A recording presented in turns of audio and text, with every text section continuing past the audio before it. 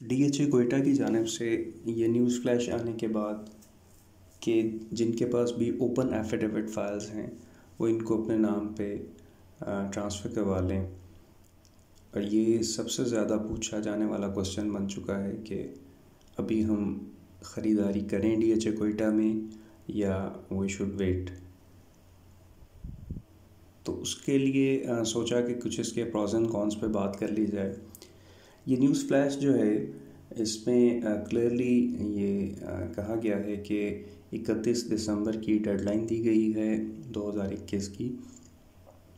कि जिनके पास भी ओपन एफिडेविट हैं डीएचए कोयटा के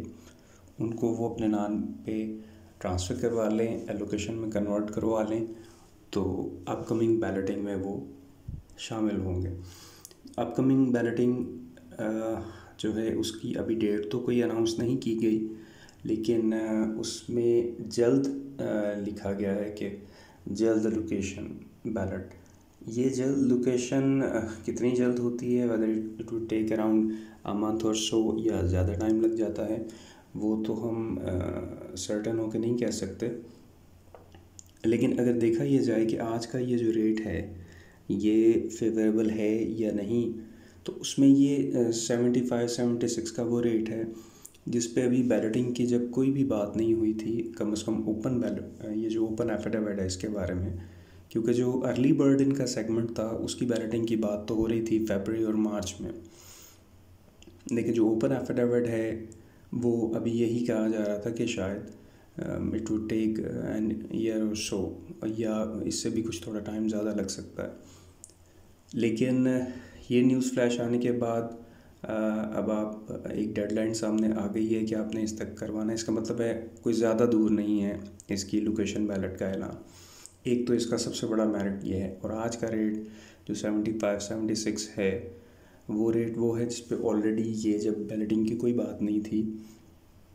उस वक्त भी ये इस रेट को टच करके फ़ाइल आई भी है, उसके बाद नीचे आ गई क्योंकि ओवरऑल ही मार्केट करेक्शन में चली, तो ये फ़ाइल भी 65-66 पे दोबारा आ गई। तो इसने उसके बाद फिर ये 80 के करीब भी गई, फिर दोबारा वापस आ गई 75-76 पे। लेकिन फर्दर अगर इसका गैप आज देखा जाए तो अर्ली बर्ड का रेट अभी भी 190 के करीब है, और there is a big gap between the two. अगर आप देखें तो 1 करोड़ से ज़्यादा का गैप अभी भी,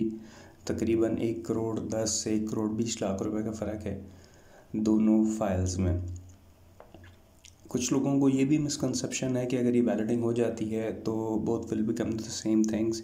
ऐसा तो खैर नहीं होगा, क्योंकि जो उनका सेगमेंट अलहदा है अर्ली बर्ड का, उसके बारे में तो ये कहा गया था कि वो जो सबसे पहले डेवलप होने वाला सेक्टर होगा वो प्लस जो शुरू में होगा उसमें उनको पहले प्लॉट्स दिए जाएंगे। और ये भी वाज़ेह रहे कुछ लोगों के ये मिसकंसेप्शन है कि शायद जो अर्ली बर्ड है वो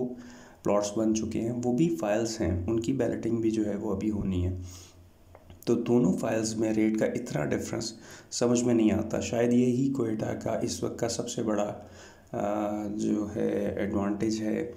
जो हम इससे बात करें अगर ओपन एफिडेविट की, क्योंकि जो डिफरेंस है दोनों, एक तो दोनों का स्टेटस अभी फाइल्स का ही है लेकिन गैप बहुत ज़्यादा है। और वो गैप इसलिए सबसे ज़्यादा था कि जो अर्ली बर्ड का सेगमेंट था उसकी जल्दी बैलेटिंग और उसकी जल्दी डेवलपमेंट थी, और इसकी बैलेटिंग अभी बहुत दूर थी, कम से कम इसकी कोई बात ही नहीं हो रही थी। अब ये बैलेटिंग की बात होने पे इसका रेट जो है वो फिर से 75 पे आज होना,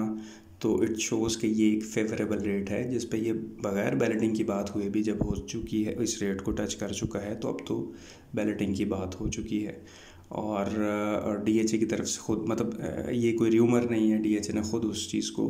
अनाउंस कर दिया हुआ है कि जी इसका जल्द लोकेशन बैलेट जो है होने जा रहा है।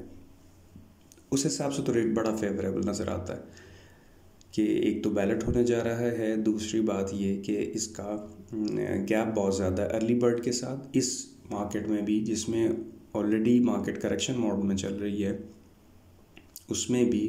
190 के करीब रेट चल रहा है अर्ली बर्ड का, जो बहुत थोड़े से प्लॉट, सिर्फ 1500 फाइल्स सामने आई थी। और उसी सर्कमस्टांसिस के होते में ये वाली फ़ाइल का रेट जो है वो अगर 75-76 है तो बहुत फ़र्क है। अगर ये बैलेट कर देते हैं आने वाले 1-2 महीनों में तो एक मेजर गेन इसमें नज़र आएगा। अब उसमें अगर ये बात की जाए कि ज़ाहिर है कि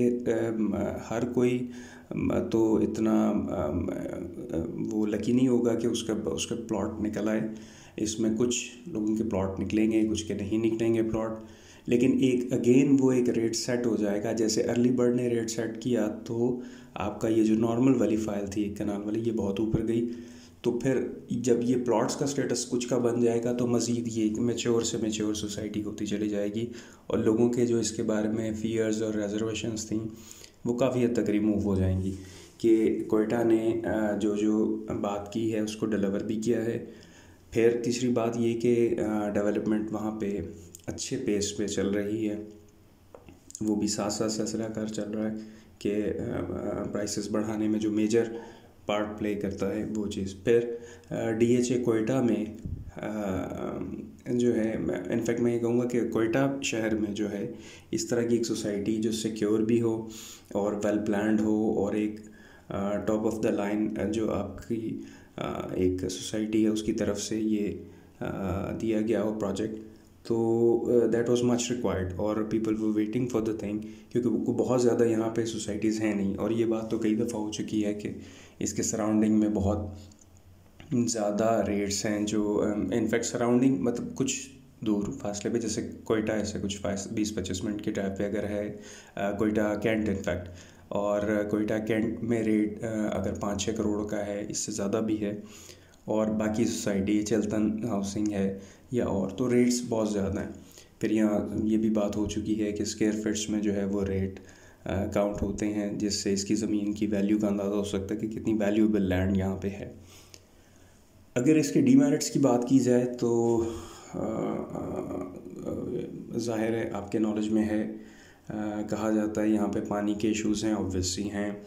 उसको इन्होंने प्लांट का इनॉग्रेट कर दिया है, प्लांट लगा के उसको ट्रीट करने का। ज़ाहिर है जब इतने बड़ा प्रोजेक्ट कोई आता है तो हम तो ज़ाहिर है सोच रहे हैं एक लेमैन के तौर पे, लेकिन जिन्होंने सोसाइटी लॉन्च करनी होती है उन्होंने बहुत सारे प्लानिंग्स की होती हैं, क्या हर्डल्स आने हैं, वो सारी चीज़ों को मैनेज कैसे करना है, कैसे कोप अप करना है उन चीज़ों से, ये सारी चीज़ें उनके प्लानिंग्स में होती हैं। Although it will take time, ज़ाहिर है वो तो हर चीज़ को देना पड़ता है, लेकिन अगर हम ग्राफ देखें पिछले 1 साल का तो कोयटा ने बहुत अच्छे गेंस दिए हैं, अर्ली बर्ड ने भी और नॉर्मल फाइल्स जो हैं इसकी उसने भी। फिर उसके बाद एक चीज़ ज़रूर ये आती है कि एक फ़र्क ये पड़ेगा जिसका डीमेरिट हम ले सकते हैं, ये भी एक पॉइंट ज़रूर जहन में रखने वाला है कि DHA कोयटा की जो नॉर्मल वाली फ़ाइल थी, ये जो ओपन एफिडेविट्स इन्होंने निकाले थे, ये रिप्लेसमेंट बने थे एक तरह से। जो प्राइस बॉन्ड्स बंद हुए थे 7,500 और 15,000 वाले, उनका वो सारा अमाउंट मेजर अमाउंट वो यहीं पार्क हुआ था आके। अब ये अगर ओपन एफिडेविट्स को ख़त्म कर देते हैं तो फिर जो है